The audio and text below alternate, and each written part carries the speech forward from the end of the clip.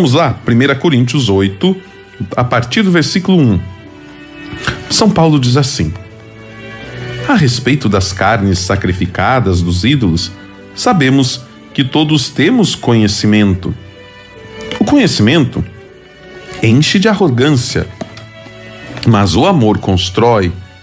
Se alguém pensa conhecer alguma coisa, ainda não conhece como é necessário conhecer. No entanto, se alguém ama a Deus, então é conhecido por Ele. Portanto, quanto a comer da carne sacrificadas aos ídolos, sabemos que no mundo não existe nenhum ídolo e nenhum Deus, a não ser um só. E mesmo que houvesse pretensos deuses, quer no céu, quer na terra, como há muitos deuses e muitos senhores, como para nós há um só Deus, o Pai, do qual tudo provém e para o qual nós existimos.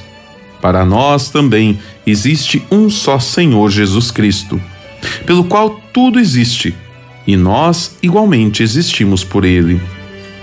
Nem todos, porém, têm o conhecimento.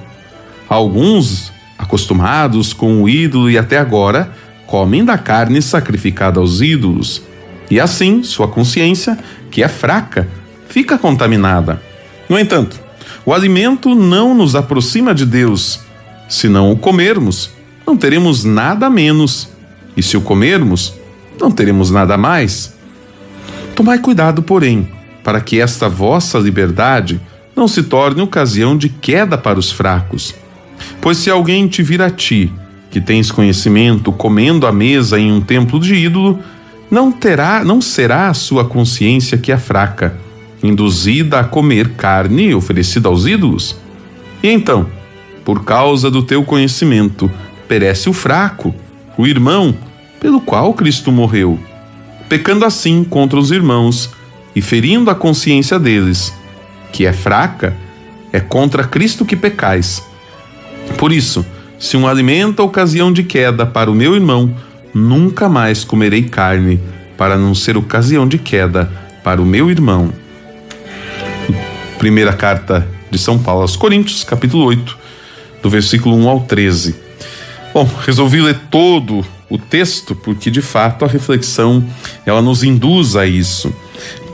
Veja só, vale lembrar o seguinte: nós estamos na cidade de Corinto. Paulo está escrevendo a cidade de Corinto, uma cidade portuária, e como lá tinha um grande porto, então acolhia pessoas de vários lugares. Imaginem quantos navios chegando dia e noite. Isso fazia com que Corinto fosse uma cidade de muitos viajantes. E é claro, se vem gente de outros lugares, vem pessoas com pensamentos diferentes, com cabeça diferente. E tudo isso, na verdade, é uma forma de ter uma multiplicidade cultural.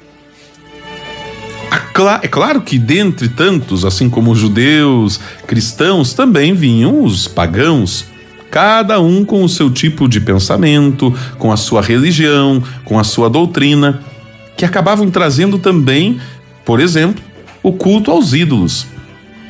Então existiam oferendas que eram feitas para os ídolos, para as estátuas, para os monumentos, até mesmo levando alimento para esses objetos. E é justamente aqui que vem a dúvida. E agora, nós que somos cristãos, podemos comer dessas carnes oferecidas aos ídolos ou não?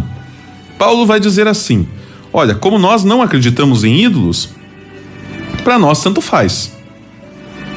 Não sei se fica claro. Para nós, ídolo não existe. Aquelas imagens não passam de meros objetos.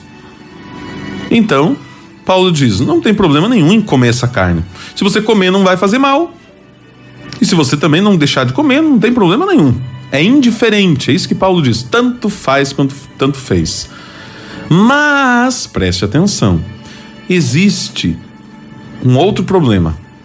Pessoas de fora podem ver essa pessoa, que para ela não tem problema nenhum, vendo ele comer essas carnes e não entender. Para ele vai servir como um escândalo.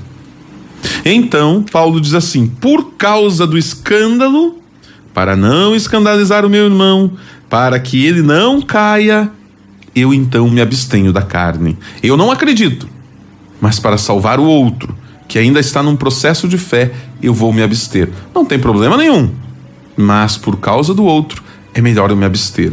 Gente, este critério que Paulo coloca aqui nos ajuda em muitas questões também na nossa vida de fé. Quantas questões que elas acabam sendo um escândalo para quem é de fora. Então, se nós podemos evitar, evitemos. Não precisamos ridicularizar a nossa fé. É muito interessante. Nós participamos da igreja, participamos de movimentos e pastorais e as pessoas começam a nos identificar. E aí, a pastoral que eu faço parte, a paróquia que eu faço parte, acaba se tornando o meu sobrenome. Como assim, padre? Não estou entendendo. É que eles vão enxergar o Jean e eles vão dizer, esse é o Jean da Catedral.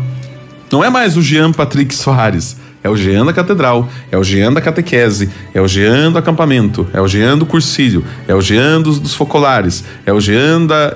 Enfim, seja qual for a pastoral ou o movimento que eu faça parte. Eles começam a me identificar com a minha paróquia. Você deve ter passado por isso. Ah, você não é a fulana aqui da nossa paróquia? A Dona Maria da Paróquia das Graças? Veja que as pessoas assim nos identificam. Então é melhor evitarmos algumas situações para não escandalizarmos os irmãos.